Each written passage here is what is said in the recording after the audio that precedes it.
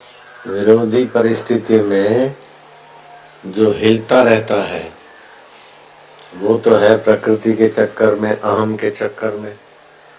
लेकिन विरोधी परिस्थिति में भी जो सम रहता है वो परमात्मा में ही रहता है।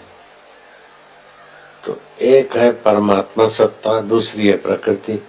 प्रकृति में विरोध होता रहता है। जन्म है तो मृत्यु है, सुख है तो दुख है, गर्मी है तो सर्दी भी है, मान है अपमान है।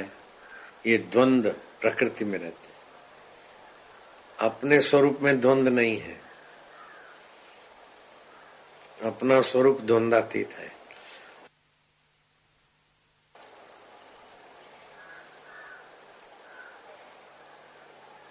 तो आत्मा द्वंदातीत है, शरीर और संसार द्वंद्वों में है। चाहे भगवान भी आ जाए तो हाय सीता हाय लक्ष्मण, द्वंद्व होता ही। तो श्री कृष्ण ने कहा त्रयगुणा विषया वेदा। ये वेद कर्म कांड ये भी 3 गुणों के अंदर है।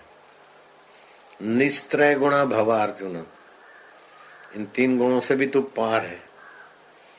द्वंद्वातीतो भव अर्जुन, अर्जुन तू द्वंद्व से पार हो जाए।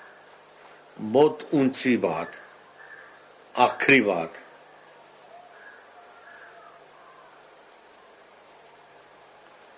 जो द्वंद्व से पार हो जाता है उसके जीवन में द्वंद्व आएंगे, लेकिन द्वंद्वों में सतबुद्धि करके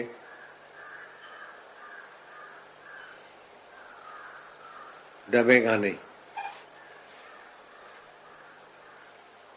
हाय सीते, ये द्वंद्व तो आया, हे लक्ष्मण ये द्वंद्व तो है, लेकिन अंदर से जानते, जैसे रंगमंच पे करना पड़ता है अभिनय, ऐसा।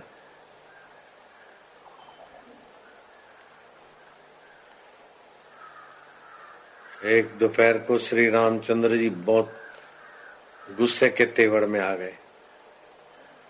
सुग्रीव क्या समझता है, कल सुबह होते होते इन तीक्ष्ण बाणों से सुग्रीव को यमपुरी पहुंचा दिया जाएगा।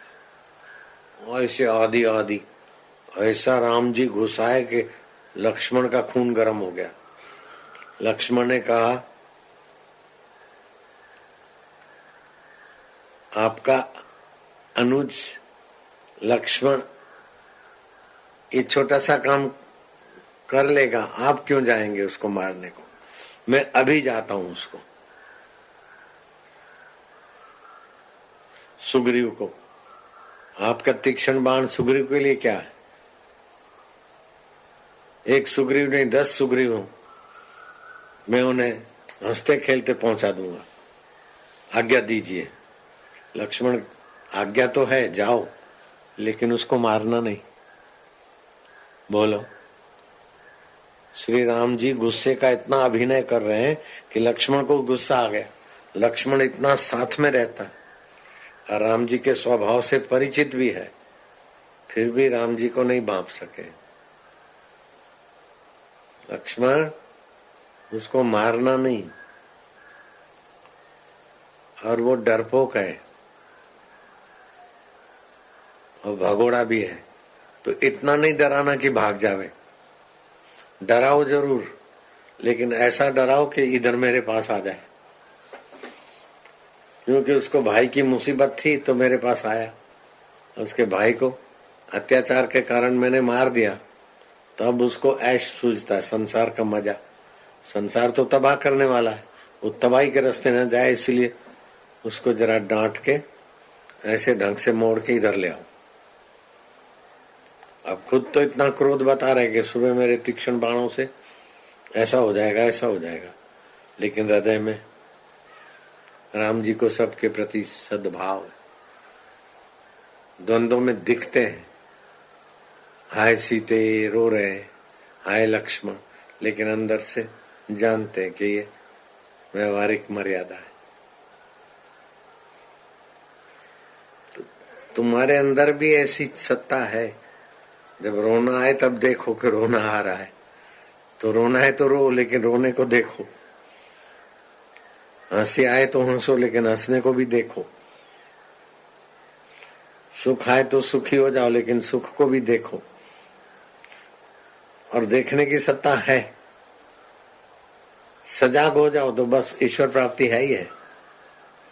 और बड़ा रसमय जीवन हो जाएगा, बड़ा सुखमय जीवन हो जाएगा।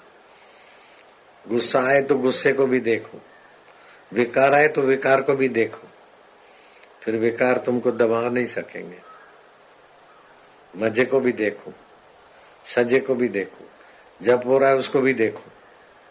मैं जप करता हूं तो अहम में उलझ जाओगे। मैं नहीं जप करता हूं, जप हो रहा है, प्राण कर रहे हैं, मन कर रहा है, प्रकृति में हो रहा है, मैं जप को भी देख रहा हूं। जो भी दुनिया के दुख हैं वो सब अहम के इर्द गिर्द है। जो भी चिंता है, जो भी आकर्षण है, जो भी भय है और जो भी जन्म मरण है, वो सब अहम की ही उपलब्धि है।